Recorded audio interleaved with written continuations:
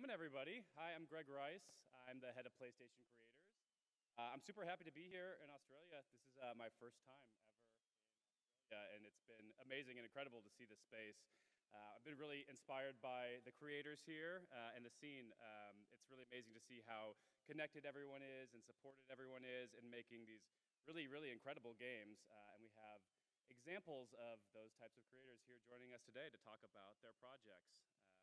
So all Australian developers here, 3 of which who have recently shipped games on PlayStation, one with an upcoming game we're really excited about, and one from a publisher that has a really innovative approach in bringing games to our platform as well. So chat with these awesome people. And I'll start by introducing everybody and letting them speak for themselves a little bit and showing some trailers. But let's go ahead and start with Wren. Oh no. Oh no, I'm first. Yeah, hi, I'm Wren. I don't know if there's like a slide or something. I was creative director on a game called Unpacking, where you take things out of boxes. There we go. Take things out of boxes and find places for them to go, but you also learn about a character through the items through a series of moves, through the items she takes with her and what she leaves behind. Other than that, I do a few other things. They are on the screen. Let's take a look at the game. The game was very well received last year, resulted in some big Game of the Year awards, so very much deserved. This is Unpacking. Your sound? There we go.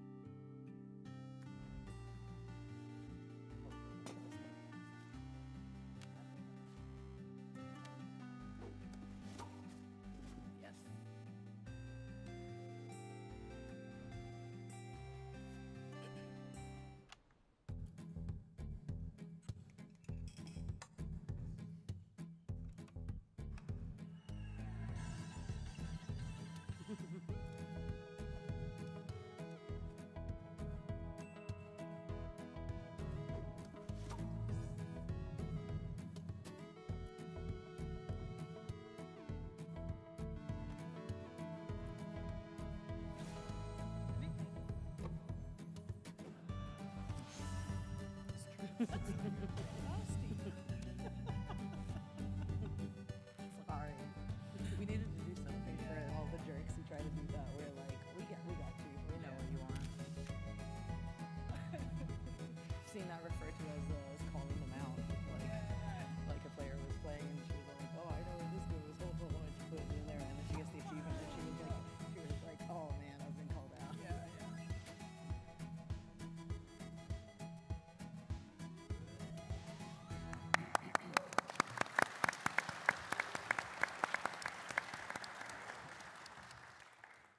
Thank you. Next up, Goldie, you want to introduce yourself? Sure. Hi, I'm Goldie. I'm the art lead for a studio here called Ghost Pattern, and just a few weeks we released our debut title called Wayward Strand. It's a very narrative-heavy game. That's sort of what we're very nerdy and passionate about. And it's also set in Australia, which is another thing that we like to explore. Do a bit of teaching at RMIT, and other than that, I mean, I have a background in illustration and drawing. Ended up in games. Yeah, let's watch the trailer. And when did it come out? Very recently. Literally September 15th. Yeah. Yes. Awesome. Congratulations. So you're excited after all? As if. Oh, well, my mistake. Now, your job is to go to each of the patients' rooms and spend some time with them. Got that? Yep. The name's Esther. What's yours? Casey. Casey. Very original. Now, if you'll excuse me, I've got to go solve a mystery about a goat. Is this you? Oh yes, that's me. And the family. Would you like some company? Be warned, I am riding up a storm at the moment. You weren't in the war? Lisy Kane. And myself.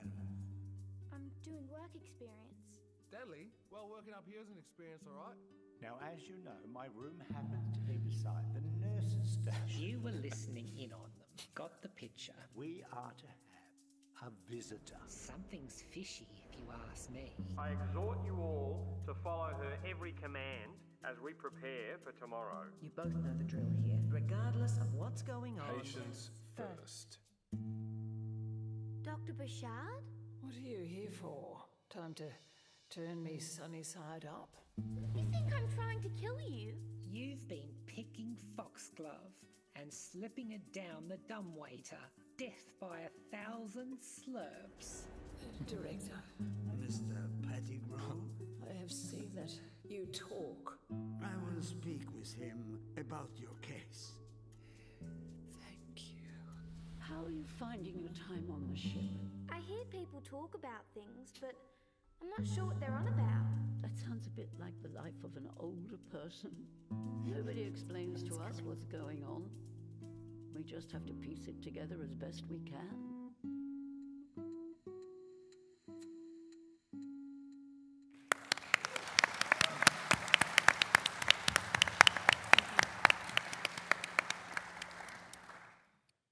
So the next two go together. Josh and Alex from 2 Point. You want to introduce yourselves?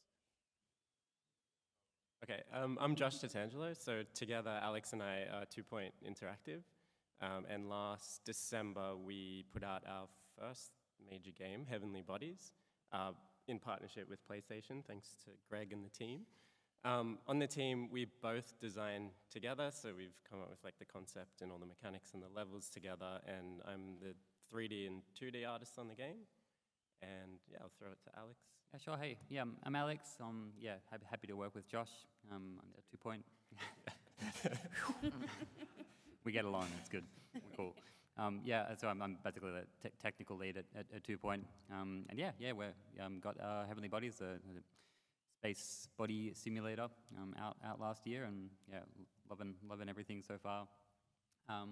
Yeah, I have a bit of a history of in illustration and been making games of all sorts forever. But yeah, that's me. And how did you two meet each other? RMIT. Another shout out to Jennifer Lade for introducing us to each other. Yeah, thanks, Jen. Yeah, we both studied together and we just hit it off. So we basically put on like a play date. Yeah. It was a good date. Yeah. Awesome. Let's take a look at the game.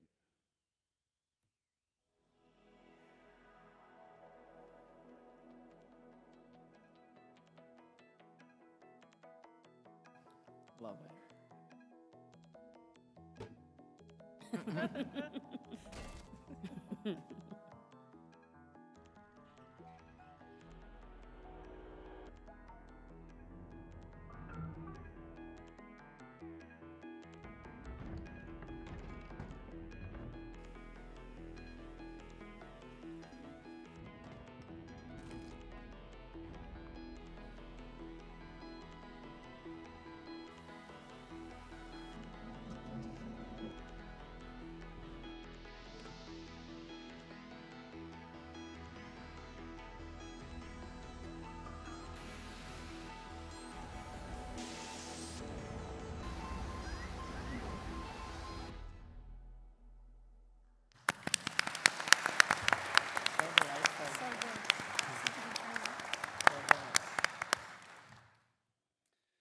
Next up is Lisy. Liz, you want to jump in? Yeah, that's me. Hi, everyone. I'm Lisy Kane. Up until the beginning of this year, I was a game developer working in a studio in Melbourne called League of Geeks, who made a game called Armello.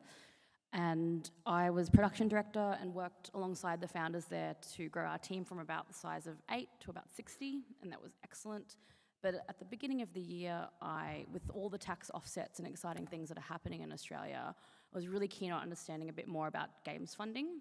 So League of Geeks have 2 titles that have been funded by Kowloon Knights, and I got chatting to that team and basically proposed a job luckily they offered, and really saw myself as a producer being able to offer support to the Australian region in regards to all things games funding, production, and growing teams. And I've been doing that with Kepler Interactive since the beginning of the year now, and it's been really, really exciting. We have a great relationship with the folks over at Sony, and a lot of our games go through that portfolio. And one of the games that I'm going to have a trailer for today, I definitely did not make and cannot claim anything for, but have been supporting the team in regards to production processes and growing their team, and also that, you know, working backwards and getting it onto the platform. So it's a game called Cheer. It's made by a lovely team based in Paris, France, actually Bordeaux, France at the moment. And it is an open world RPG game as a love letter to New Caledonia, which I didn't know a lot about before I joined the team. And New Caledonia is actually quite close to Australia, which is super exciting. So yeah, it's a really, really exciting game. I think it's coming out next year. And yeah, I've got a trailer for it. Let's check it out.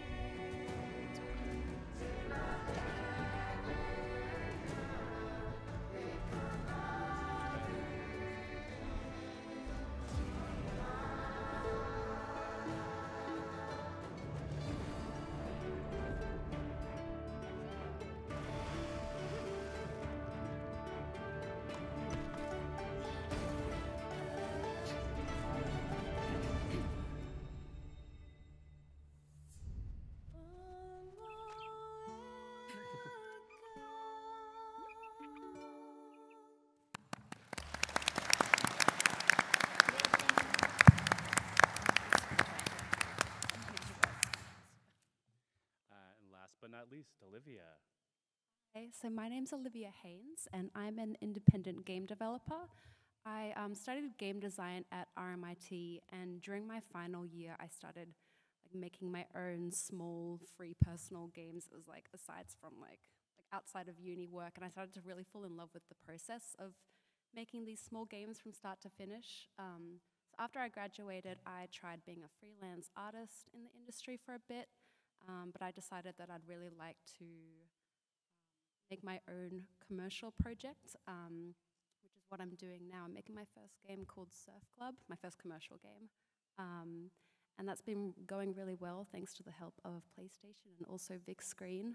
I also like to keep myself busy by doing a million things at once, such as teaching at RMIT and working as a 3D artist on Future Folklore, and I also help out with Knuckle Sandwich here and there. That's me. Awesome. Let's look at the trailer.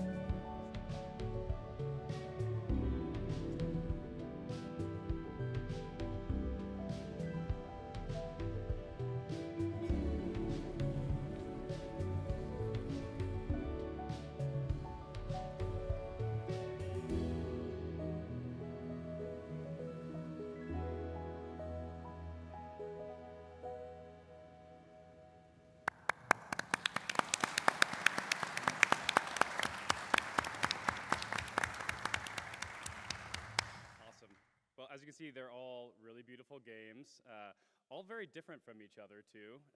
I guess a little bit of connective tissue in that they're all from Australia, but I think beyond that, it's just good representation of what we like at PlayStation to see in games. They're really beautiful.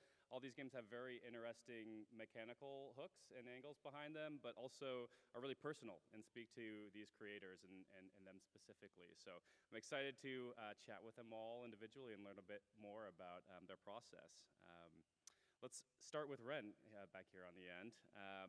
So Unpacking, the gameplay at its core is very much focused on organization, and there's a few games recently that have been, centered around that topic. But I'm curious about what you learned about kind of people's organizational habits and maybe their kind of OCD eccentricities making this game, and how that influenced your design.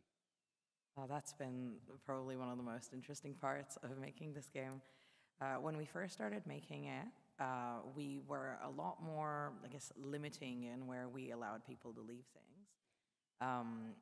And when we first implemented our validation system, which is the thing, that the red lines that come on at the end that tell you that some things are in the wrong spot, and when we first implemented that and playtested it, it made players mad. We felt bad, and I was like, oh no, should we get rid of this? And my partner Tim, who made the game with me, was like, no, I think we just need to dial it back, make it more like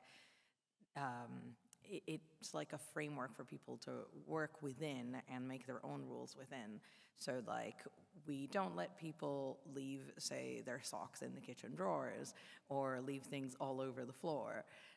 But we don't tell you, well, the cups have to go in this cupboard and you can't leave your chopping board out. Like, we don't make those calls for you. And we find that people, make their own rules to a large extent and limit themselves a lot more than we limit them. It's been very interesting to see. And where do you fall on this spectrum? Have you had recent moves or anything with unique stories? Oh, well, I mean, my most recent move was when Tim moved in with me, and we came up with this game. So that was a pretty special move. But otherwise, I used to move around a lot. There was one time period where I moved every year for about 5 years. And that was, I got to a point where I was pretty good at just packing up all my stuff and unpacking it immediately upon moving in. Nowadays, it's a lot harder. The longer you stay somewhere, the harder it is to pack everything up because you gather so much crap. Yeah, and I think, like I said, there's a few other games that have approached this, but I think you'd look at this trailer and maybe think it's a pretty mechanically focused game, but I think what makes it special and made it really resonate with people was the narrative angles that are there in kind of a pretty subtle way, but the way that you told the story of a life through a series of moves. So I'm curious if that was there from the beginning or how that kind of layered its way into the design. Yeah, that was our secret sauce. It was there from the beginning pretty much. We came up with a mechanic first, but the story was there within a week. We already, after a week, we knew, okay, we're going to have this series of moves. We're going to take you through the life of a character, through something we didn't know exactly how many years, but roughly 20. From the point where she's a child to, well, spoilers, I guess, but through these common milestones that people go through, like moving out of your parents' home for the first time, going to university and living in a dorm, living with housemates, moving in with your first partner, and so on. And these are all fairly relatable milestones. Not every single person goes through all of these. But it's something that to a large extent we've all experienced. So it makes for this relatable game, but it's also, the character is specific. We're not just telling the story of generic character going through generic life moves. So our character is an artist, and she studies art, and she has these specific relationships with people and lives with specific people and has hobbies and interests and various friendships and family relationships, and you learn all of that through just unpacking her items. You never see her, no one ever talks, there's barely any text in the game, and you just figure things out by taking items out of boxes one at a time and figuring out where they should go. I'm curious to see, I'm sure that touched people in a lot of ways. I'm interested to hear if there's any unique stories of watching people play the game and seeing them kind of make a connection with it emotionally. Yeah, there's been, oh my God, there's been like endless stories of both seeing people play, getting emails from players about their experiences. I think a recent one that we got that I found really interesting was we had someone who actually told us that in the boyfriend apartment level, which is kind of the most oppressive level in the game because it's not a good relationship, the relationship doesn't work out. This guy said that when he first moved in, he was excited by the apartment, which was actually our intention. It's like, it's a really nice apartment, really kind of swanky, and it's, full of like nice stuff that all kind of matches nicely. And he said that he even felt bad in the beginning at playing as the main character and kind of cramping his style, cramping this guy's style with all your colorful items that are mismatched. And by the end of the level, where you realize that this boyfriend is making you, did not make space for you and is making you feel smaller, and is just like not a good person to live with, he realized, he was like, oh no, I am this boyfriend. And he felt really bad about it, and he messaged me to tell me this, and he said, I'm gonna do better from now on. I will make space for the next person that moves in with me. And I thought that was just amazing, that we helped change things for someone. Yeah, that's very cool. Well, narrative's a good transition probably over to Goldie and Wayward Strand. That was the thing that drew me to this game too, is it's a very unique structure from a narrative perspective, and I find it a little hard to talk about. So hopefully you can maybe explain the structure of the narrative in Wayward Strand a little better than I can. I've been making this game for over 6 years and I still struggle to describe exactly what's going on. So apologies. Basically, if you've ever heard of interactive theatre, it's based on that. So when you go to a piece of interactive theatre, you buy a ticket and you turn up and you enter the door. It's in a 3 or 4 story building like a hotel. And you walk around over the course of 2 hours and come across scenes being performed by the actors in the play that you've bought the tickets to. And so invariably you have completely different experiences of the play depending on where you are at any given time throughout the night. Wayward Strand's narrative structure is based on that. So the setting of the flying nursing home in the 1970s is one thing, but the mechanical structure of what we call simultaneous stories is where I think a lot of our creative energy kind of went into, and then the flavour on top of the elderly is a separate thing. So as you play as this 14-year-old girl, it's kind of an exploration of agency as well. You are left to wander through a hospital as a 14-year-old, and we didn't want to give her too much control over that situation. She can't kill anybody or save anybody's life, for example, or administer medicine or aid. That's an overview of the narrative structure of Wayward Strand. It's a complex beast. And do you find that encourages people to replay the game more than once? 100%. I think we landed on 18,000 lines of dialogue, which is 20 feature films worth of conversation. Oh my God. So if you play the game once, it takes about 4 or 4.5 hours, which is not 20 feature film lengths. And if you wanted to, hypothetically, if you wanted to know at least the arc of every character's story, you have to play, I think it's a minimum of 12 times. That said, it was also very important to us to make sure that one playthrough felt good. It's like reading a book, you can read it, have your short story experience, put the book back on the shelf and revisit it again in 6 years if you want to.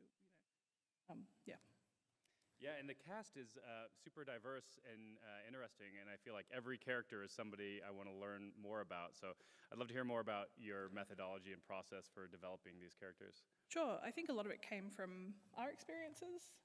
So they're not necessarily one-for-one based on people from our lives, but they're all informed by either people that we know or have known. And then, of course, obviously in the methodology is about balancing the ensemble cast, making sure that there's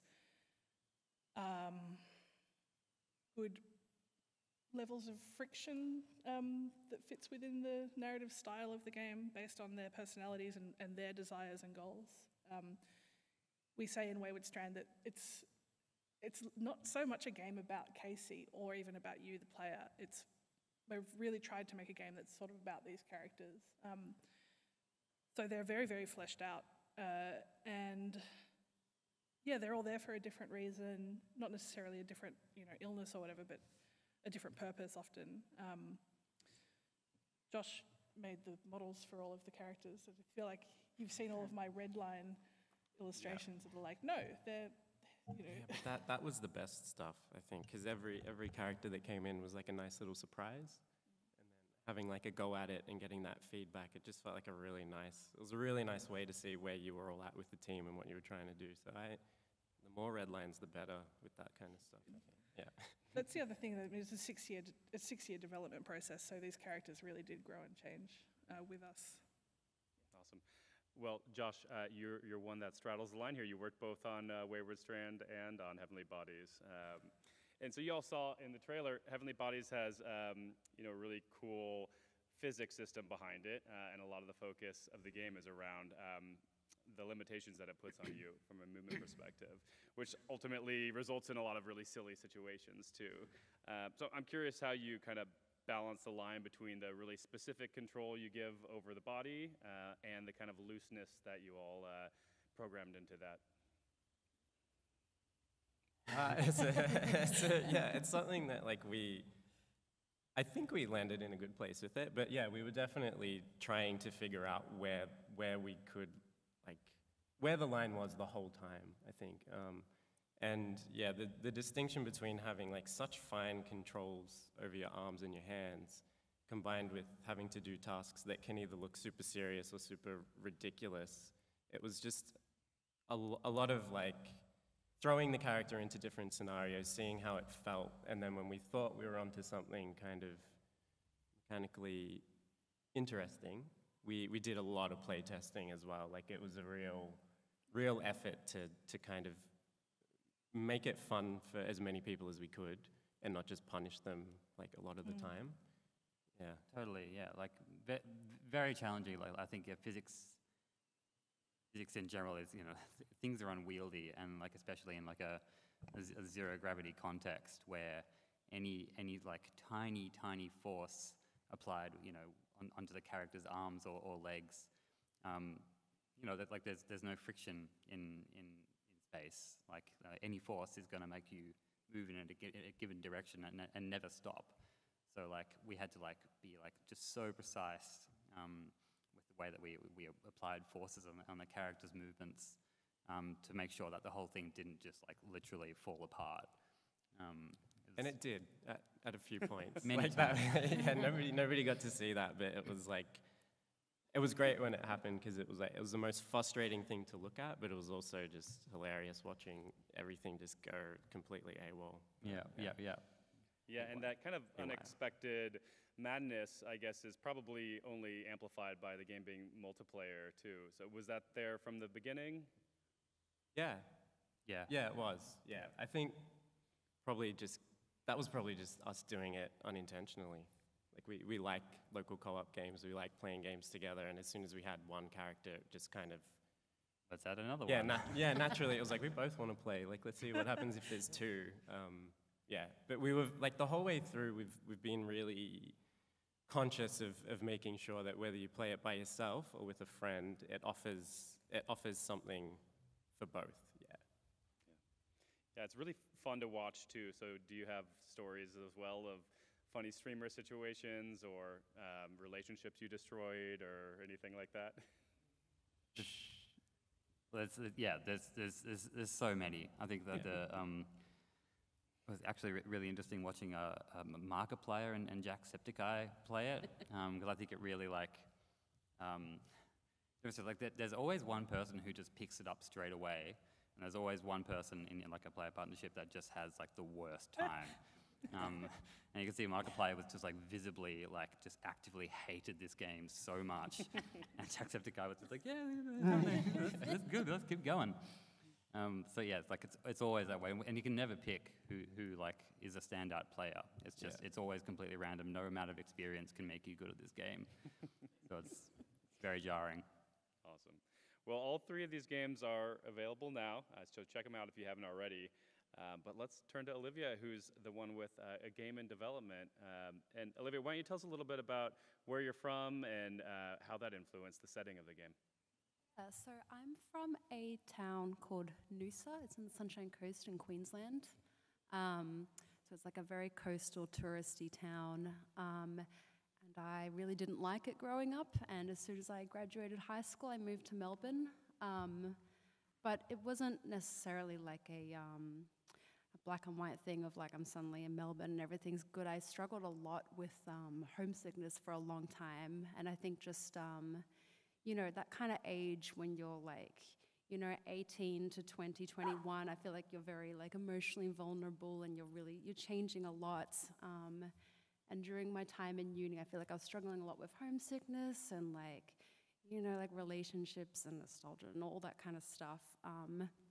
And I kind of worried that I was a very like overly sentimental person and wasting my time being like, you know, just like sad, I guess, about, yeah, like relationships and missing childhood and stuff. And then I decided to sort of use that as inspiration for my game, like put your pain in the game, as John Blow once said.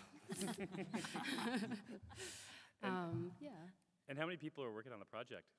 At the moment, it's just me and my musician, Ellie Rainsbury. Yeah, so I was watching the trailer up there, and I'd love to ask about, you know, the game looks very different now from what it did in that original trailer.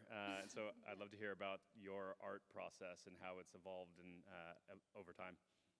Trying to think, yeah, so that trailer was from the end of 2020, and since then, the game, I've really, I've pushed the art style a bit in the sense of like it's become sort of, looks a lot more retro, and I think it's like, I don't know if there's necessarily a deeper meaning behind that. I think I just want to, the game is meant to be set sort of in the 90s, and I wanted to really embrace that and embrace the nostalgia aspect of it as much as possible. I think it sort of strengthens the game identity, like how it looks now. I'm sorry, I don't have a more recent trailer. That's sort of what I think about the game's art style. Awesome. So, Lisy, I know you come from a development background, but here representing Kepler today, so a little bit of the odd one out on the publishing side. But yeah, as you saw, Chia's coming soon from Kepler. Also, you might have played Sifu, came out earlier this year. That was also another Kepler project. Lisy, I'm curious about if you could just tell us a little bit the variety of ways that Kepler and Kowloon help support development. So I don't know how much folks know about the difference between, you know, funding and publishing and investment. There's a lot of words that get thrown around kind of interchangeably in the industry. So in order for video games to often reach your couch or reach your hands, obviously there's a lot of time and energy spent getting to that point. And luckily in Australia, we have a lot of opportunities to get funding from government, which if you talk to any other countries, that is really, really unheard of. So a lot of games, and I think most of the games on this panel today would have had received some kind of funding from the government that would enable them to prototype, so get to a point that they have something to show publishers and developers, and then experiment and innovate to get to a point that they're ready to potentially get towards a shipping or releasable product. So that's where organizations like Kepler step in. So Kepler Interactive are a co-owned company that has a publishing wing, and under that umbrella of Kepler Interactive, we run the Kowloon Games Fund. So Kowloon Nights, for about the last 5 years, have been funding the development of independent games to self-publish.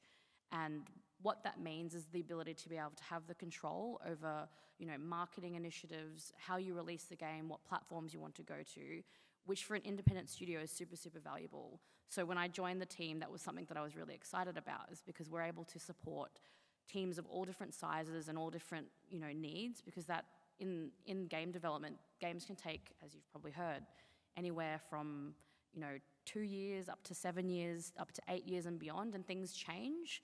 And being able to have someone to support you like Kowloon Knights is really helpful, because you can have someone that's able to kind of coach you through it and mentor you through it and get advice on where the industry is heading. Because things change all the time, and especially in Australia, we're so far away from the big ecosystems of the US and Europe and all that kind of stuff. So it was something I was very interested into understanding more of, and also bringing my advice on how games should be made and can be made. I've been able to help coach those teams as well, which is something I'm very, very excited about. I don't know if I answered the question. I just started talking. No, that's great. Yeah. So what do you and Kepler all think makes for a good and successful game, and what do you look for in titles? I actually have one here. What does PlayStation look for titles? Because it's a really good question. So on the Kowloon Knights side, you've probably heard of a bunch of our titles that we have shipped in the past, including Sifu, that came through the Kowloon Knights network. But a lot of the games that we have shipped, including games like Spiritfarer, they really hold what we call the indie spirit, which is a very, very vague thing, but I'm sure you all know when you see an indie game, there's like tons of them out on the floor at PAX Australia. PAX Australia, I feel, holds like such a big part of our indie community here. So we're looking for these games that are made, they're unique, they tell interesting stories, they deserve to be made because for example, without this particular game, like a game like Chia, we may never have seen a game telling the story about New Caledonia. And the other end of the spectrum is that we're looking for teams that have ambition and have the desire to grow, not necessarily in team size, but in the scale of game that they make. And they just need that support in order to get there. So we're looking for a combination of, that indie spirit, that spirit of innovation and creation, but then on the other side of things, the understanding that they need to learn as they go. So I think the important thing for us is to see that developers understand that things change and that things need to, ebb and flow and be okay with that. So, the teams that we have on the table here today are perfect examples of, innovation and also that desire to do good things for the community and add back to the games industry at large. So we're looking for those studios that want to add to that narrative and bring up the culture of games in general, which is a very, very important part of what we look for at both Kepler and Kowloon. Awesome. Well, I wanted to leave a bit of time for you all to ask questions of each other too, so I'm curious to see if there's anything you have specifically to ask any of the other panelists, and we'll leave a bit of time at the end too, so be thinking in the audience if you have a question for anybody up here. But anyone have a question for someone else? I have an important question for all of the developers on the table about culture and influence, and what is the difference between video games as inspiration and art as inspiration for you? Like, do you get inspired just by video games that you play? Or, where does your inspiration come from? Should I start over here? Yeah. Go down the line? I think I like to take a lot of inspiration from outside of video games for my games. And I play games, I love games, I play quite a few, and definitely take some inspiration. But I think that in order to make original things that haven't been done a bunch of times, you have to look outside of games for inspiration and look around you and engage in other hobbies and like with your family and your friends and just like the world around you. And you'll get things that you can then put into this medium that maybe haven't been explored yet as much. Because we've made a lot of games over the years, like all of us as an industry, right? And then a lot of games kind of feel derivative, and then some games stand out and feel very different. And I think a lot of that comes from looking outside of games for inspiration. 100%. This is a really scary and big question, Lisy, that I lie awake at night and think about. And my answer's a little bit mystical and wanky. But like what I've written down on my notes here is like stepping out of my own place almost in time and history is what inspires me sometimes when I think about art and video games. It's hard to do in video games. There's a lot of ego involved in being a game developer, and you also have to pay the rent and all of the other things. But for me, I'm excited by the idea that video games are this new emerging, and one day they won't be emerging, they'll have emerged form of media.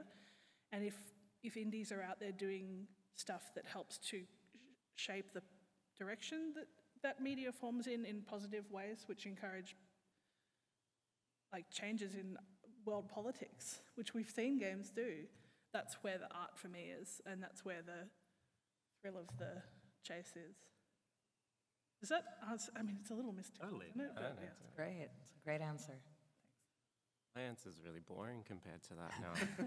I just don't, I don't really think about it as separate things. I think I'm always just like looking at other things, so whether it's like movies or film or music and things like that, it's just like when you see something or you hear something or experience something or meet someone, like you kind of, regardless of what the medium is, I think you know when it kind of speaks to you or when it hits you. So I think just always kind of looking out for things and seeing what other people are doing. And yeah, I think it's like, it's, for me personally, I think it's pretty important to, like, I play a lot of games too, and I love it, but I'm really cautious to make sure that I don't, when I'm in a mood for like needing inspiration, I'm really careful that I don't go and play a ton of games, because without knowing it, it really kind of skews what I'm doing. Like everything kind of seeps in, and you play something really cool and you're like, I just want to make something like that. And I really try to make sure I'm not going to do anything derivative or accidentally like biting on someone else. So just, yeah, comes from everywhere. Yeah. I guess, yeah, like probably for, similar reasons, but also just, like I actually don't love playing video games that much these days. I used to play games all the time, but don't play them. But I get all my inspiration just from like motion, like in all forms, umbrellas, people, trams, just like the world that moves around us, and music. For some reason, these two things just give me the ideas which become titles. I don't know, like there's this like little example, this funny song by Modest Mouse called "The Wild Pack of Family Dogs," about this pack of dogs in the south of Northern America who steal a baby from a house. And for some reason that just put this like little thought in my head and actually created a game around that. So, but yeah, inspo comes from everywhere. Like, not really inspired by video games at all. Like, no offense to video games. They're here right now. Yeah. Don't tell anyone I said that. I think a lot of my game, I can think of quite specific inspirations. Like one that always comes to mind for me when I'm asked this question is the artist David Hockney, and specifically a lot of the paintings he made when he lived in LA in the 60s and 70s, and he has a lot of paintings that are like set by the pool and have like a really strong theme of longing, and you know, like, there's a lot of sadness and a lot of pain about, like, related to relationships. And yeah, when I first discovered those, they like made me feel very emotional, and I knew that I wanted to like make something that made me feel like the way that those kinds of paintings made me feel. Also, like, yeah, very inspired by music. Specifically, when I want to like get in the mood to work on my game, I'll listen to music that I listened to like on the bus to school as a teenager to really like get myself back in tune with my emotions. And when it comes to video games for inspiration, like the games that usually do inspire me are like RPG Maker games is honestly like the main source of inspiration I get from games. A lot of like older ones that it does just very much feel like these people just make them like almost in a bubble, not in a bubble in the sense of like only getting inspiration from games, but like just making something from their own head and using this tool as the medium of doing it. Like games that don't even have like necessarily an RPG structure, it's just like a tool. Yeah, it's very pure. Yeah, that's sort of my thoughts of inspiration. Any other panelists have a question for, even if it's one of the specific panelists up here? Okay. Well, yeah. I got a question for Goldie. I've always been interested when making Wayward Strand, if you had any thoughts on how you would like reduce basically FOMO when you're playing Wayward Strand, because you've got all these parallel stories going on at the time, and having been to Sleep No More, which I know is a big inspiration. It's interactive theatre. I had constant FOMO that I was just like missing out on the better thing. Did you find any way to address that? We knew it would exist for the players who really connected with it, and there's not much you can do about it. So I suppose one of the things that we did, and this doesn't sound like a choice, but it was, so we almost ignored it. Because we did, in fact, ignore it. We said, well, all of these characters are written in a way that's supposed to be quite realistic to our experiences with having conversations with people in our lives. And so we're sitting here at, 3:30 or whatever time it is, 3:45, having this conversation right now, and we aren't anywhere else, and that doesn't bother me. Yeah. And I think that we just sort of thought, if we don't worry about it too much, it shouldn't bother Casey. So we sort of went into Casey's perspective, that's right. And then how the player feels is up to the player, but we didn't want to stress them out. We knew that, but we definitely didn't want to make it easier. Yeah. Nice.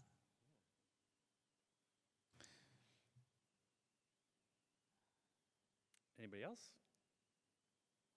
I have a question for the 2 Point Boys.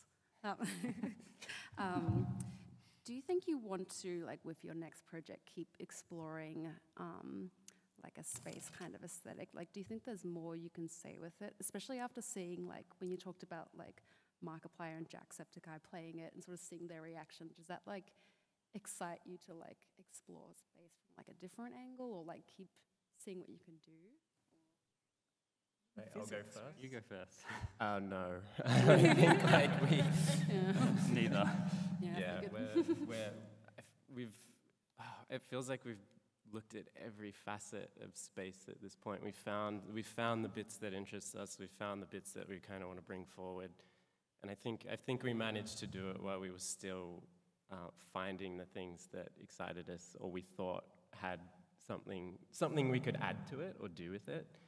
And I think we're pretty comfortable now that we did what we set out to do. And if we do it for too long, it might outstay its welcome, or we might get stale and just look like hacks. So I think we'd like to take that, like, we're still inspired to make stuff, and I think we want to put that into a new kind of setting. Like, every day when I turn my computer on, there's just like 30 tabs of space reference that have been there for like the past 2 years, and the day that I'm able to go and close every tab is freedom. Yeah, that's when I know we'll be ready to start something.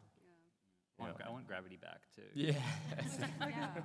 As long as I've known you, Alex, and Josh, you've made games about. Sorry, everybody. As long as I've known you, Alex and Josh, you've made games about physics, and in the way physics feel through a controller. Do you think you'll stick with that? Oh yeah. Yeah. It's like what Alex said before about being inspired by emotion. I think it sort of just comes through in everything we make. So yeah, it'll definitely be at the core, I think. Whereas Wren is working on a rhythm game. Am I?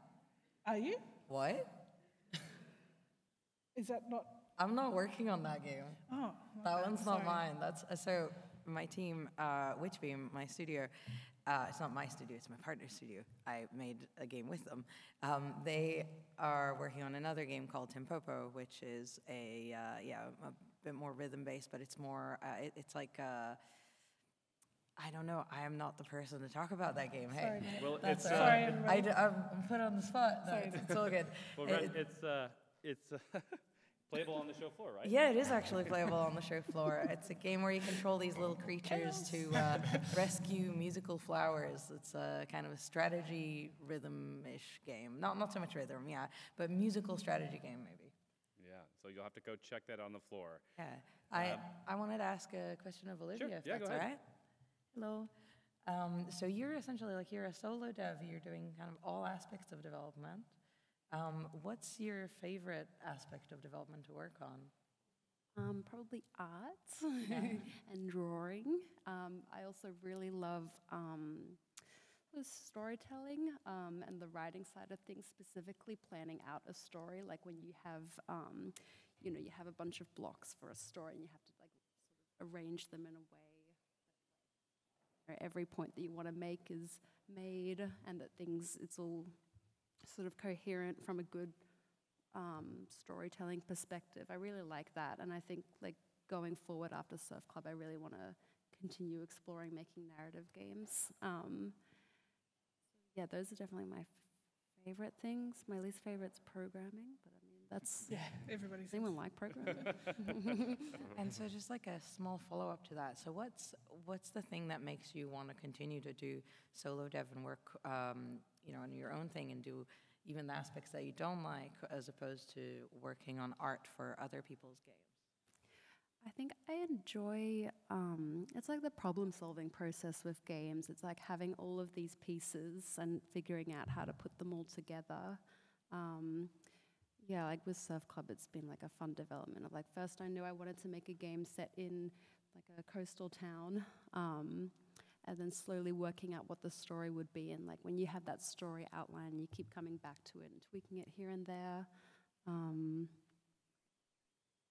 What's the question again, sorry? It's all good. Basically, why you prefer to make your own things as opposed to working as an artist on a team? Oh, yeah. Well, I don't necessarily mind like working on an artist as a team, but I like with the situation I'm in at the moment where I'm more sort of in the background, and it's not like I'm more in like an assistant role, I feel, with the other jobs I'm doing, and I can put all my creative energy into Surf Club. Yeah, I think it's that. It's just having that full creative control, being able to do what I want within reason. Awesome. Yeah, Well, I do want to leave some time for the audience too, so I'll turn. Shuhei Yoshida is down here in the front with the mic. Does anybody have a question? Just go ahead and raise your hand. We'll pop out.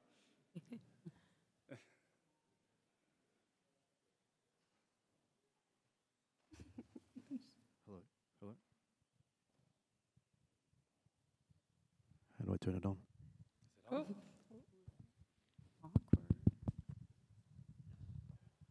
I think you got it. Hello. Hello.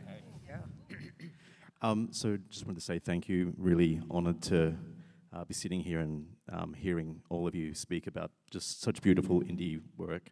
My question goes to Wren. That work that you designed initially, to me, was so brave of you to push this through, because the concept's so left of field. Like it's just like, how did you almost know that you were going to encourage such kind of psychological satisfaction through people playing your game in unpacking items? Damn. Like, did you realize that, or did you just kind of go, fuck it, I'm going to do this? Well, the reason that I wanted to make this game was because we were unpacking things, and something about it felt very satisfying and game-like. And so my partner and I started talking about it. It's like I've kind of given this spiel a lot, but it's like you take things out of one box and finish unpacking it to unlock the box underneath. It's like unlock being the key word. It's like very game-like. You complete sets of items between the boxes. You're Tetrising items together. Don't sue me, Tetris company. And you can do environmental storytelling, which is like a very game thing. So all of those things, like even though the concept of unpacking feels very divorced from games, it's like definitely all of those things tied it back into games for me. And I felt like this could be an interesting game. And we sort of we thought it would be really niche at first. So we thought, people like me who like organizing things would like this. And I know that there's plenty of people like that out there. But it ended up having this wider reach that we didn't really expect, which was great.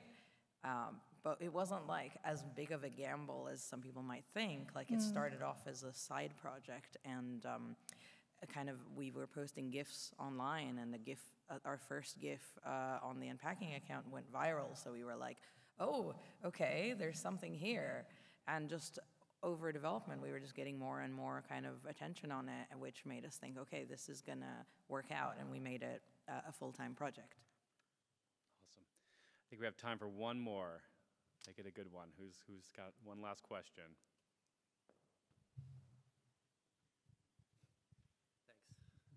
Hi, this is a bit of a question for all of you guys. As someone who wants to get into the industry of video games, particularly in design or production, what kind of steps could you take, or what kind of things could you look towards to putting stuff out in the industry? I think practical steps are to start making games. Right now. Yeah. So there's a bunch of tutorials, obviously, online to just start making, start with noughts and crosses. And then as you begin to get a handle on how to make the basics of a game, you can start to include your taste and your designs and directions onto these little games. You can start putting them out there onto itch.io or somewhere else. Networking with other game developers to ask for help and advice, that's one pathway. And then the other one that jumps to mind is to go off and study it. And I think most of us, from Victoria anyway, went through the RMIT course. I think you want. Ooh, sorry. I think you want to also trust your heart with it, and be yourself, and try and find joy with whatever you create, because it's a tough world as well, and so when things don't quite work out, and it's like we've been through that as well, when they don't work out how you wanted to, you want to have enjoyed the process all along as well. Yeah, and I think to speak to what Goldie touched on too, whether you do study it or you don't, I think studying it was sort of just a really nice environment to be in. I mean, yeah, we've collaborated because we were in the same place for so long. And I think being there, it's sort of it's a different mentality. It's I'm here to study it. I've got space to explore, meet new people, play around. Whereas if it's if I had to just start tomorrow and say, all right, I'm going to make a game and make it really big and successful, that's that. To me, that sounds really daunting. So just, give yourself space to kind of experiment and create and talk to other people about it, I would also just add that there's a lot of really good tools that don't require programming in order to make games out there today, like Twine and Bitsy and whatever else. Just look it up. You can find lots of great tools. Yeah, I think I'd add from a PlayStation perspective, once you do have a game, if you're interested in coming to PlayStation, head to partners.playstation.net. That's kind of the entry point for PlayStation. And we have hardware available for developers, and we'll get you taken care of. They're very cool. They're very cool. Yeah. Awesome. Well, thanks for coming, everybody. Thank you to the panel for joining us. This has been amazing. Have a great PAX, everybody.